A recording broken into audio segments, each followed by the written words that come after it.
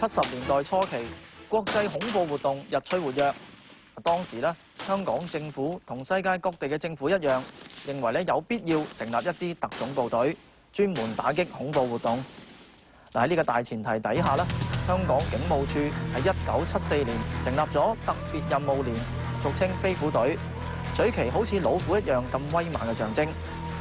而飛虎隊嘅職責咧，主要就係處理恐怖襲擊同埋嚴重嘅罪案，當中包括處理大型挾持人質嘅事件啦，同埋涉及槍械嘅嚴重罪案等等。隨住飛虎隊嘅成立，香港警隊處理恐怖襲擊同埋嚴重罪案嘅能力得以大大咁提升。而事實上咧，喺過去嘅35年以嚟，飛虎隊不斷強化反恐嘅能力，並且咧鑽研同埋採取高效能同埋可行嘅行動模式。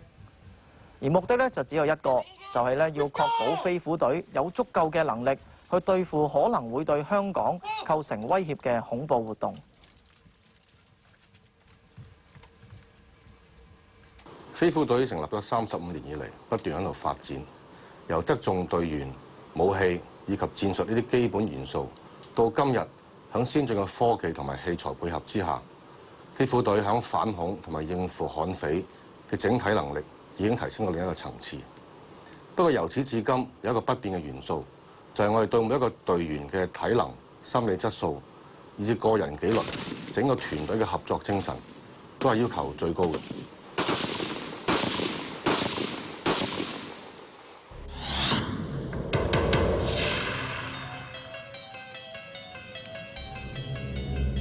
有3個可疑人喺 target 出面徘徊。收到，我睇到。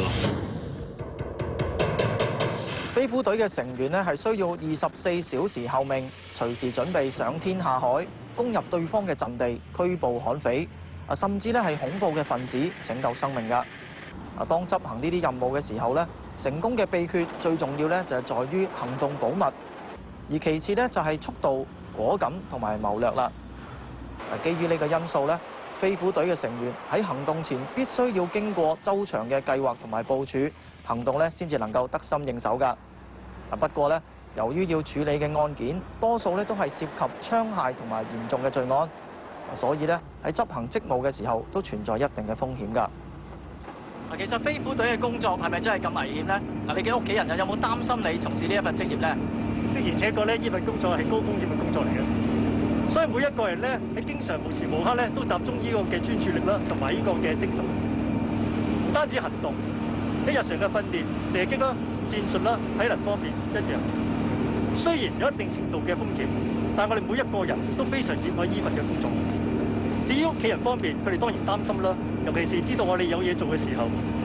但係一份工作係我哋嘅理想，佢哋都好支持。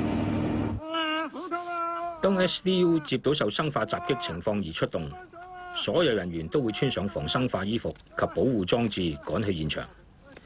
當有隊員喺生化襲擊情況下受傷，救傷支援隊嘅人員就會盡快到現場施以援手。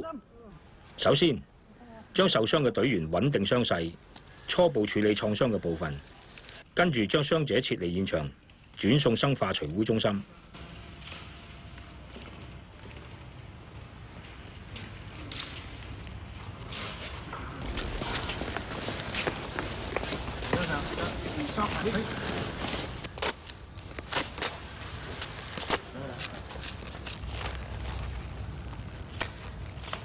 將所有污染物品清除，同時施行急救。當清理程序完畢，立刻將傷者送院作進一步處理。要成為飛虎隊一啲都唔容易㗎，因為咧要通過非常嚴格嘅遴選程序，當中咧包括體能、心理同埋能力傾向嘅測試。整個遴選程序咧係長達2個星期，而成功通過遴選嘅人員咧，仲需要接受為期8個月嘅基礎訓練。最後咧能夠通過測試同埋基礎訓練嘅人咧，就可以躋身飛虎隊嘅行列啦。而由於過程咧實在太過艱辛啦，所以最終能夠通過嘅人咧並唔多㗎。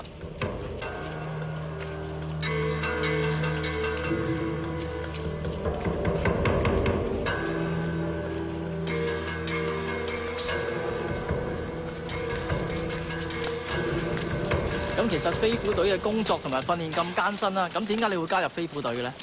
能夠成為飛虎隊隊員係我畢生嘅志願先啦。咁而喺參加飛虎隊輪選嘅過程裏邊呢，係我咁大個仔以嚟最艱苦嘅階段嚟嘅。我經歷過多次嘅失敗，但我依然冇放棄。最終成功通過輪選成為飛虎隊隊員。而我覺得成為飛虎隊隊員必須要有強健嘅體魄、鬥心同埋自信心。而我能夠成為飛虎隊隊員，我感到非常之自豪。飛虎隊嘅輪選必須係要咁嚴謹嘅。我哋揀嘅同時，一定要有好大嘅決心同獨立能力，能夠喺危急嘅情況之下，仍然保持冷靜同清晰嘅頭腦，咁樣佢哋先至可以勝任飛虎隊嘅工作。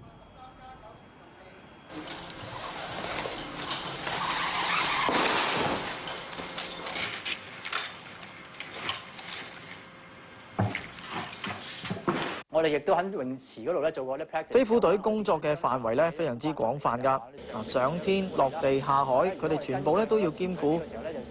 而家見到嘅咧就係飛虎隊嘅隊員接受緊潛水嘅訓練啦。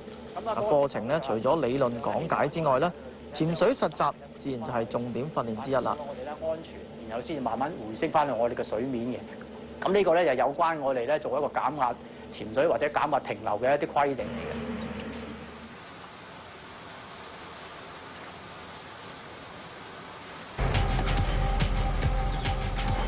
淨係8個月嘅基礎訓練當然係唔足夠啦。其實飛虎隊大部分嘅工作時間咧都係用喺訓練上面，包括咗個人、小組同埋團隊嘅訓練。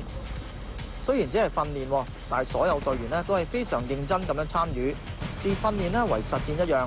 因為呢啲嚴格嘅訓練咧，可以令到隊員之間建立默契，從而可以更加有效同埋安全咁執行職務。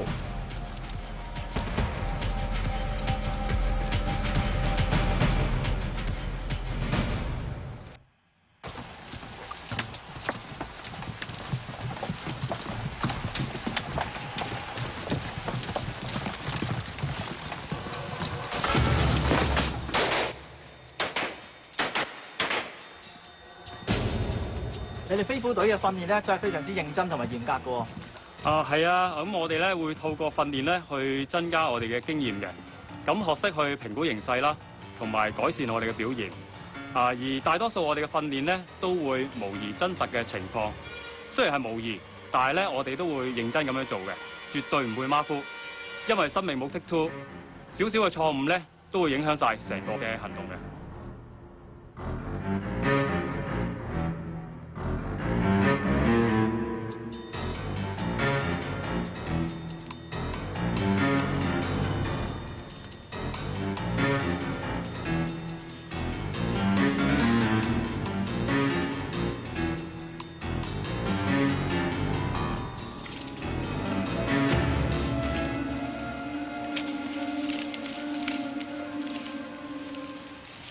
為咗應付恐怖分子同埋匪徒日新月異嘅犯案手法，飛虎隊成立35年以嚟不斷進行改革，特別加強收集情報嘅工作，令到佢哋可以更加了解不法分子最新嘅犯罪動向，從而制定相應嘅策略同埋作出打擊。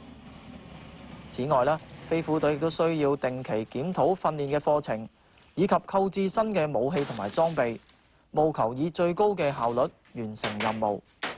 飛虎隊不斷求進，我哋積極參考其他國家特種部隊嘅行動模式同水平，去轉移我哋嘅戰術，亦都引進先進嘅科技，進一步全面去完善我哋嘅作戰能力。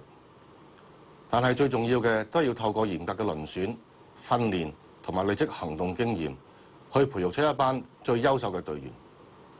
因為每一個飛虎隊員都係我哋最寶貴而冇其他嘢可以代替嘅資產。飛虎隊要把守嘅係最後防線，所以我哋時刻都保持最好嘅準備，去捍衛香港嘅治安。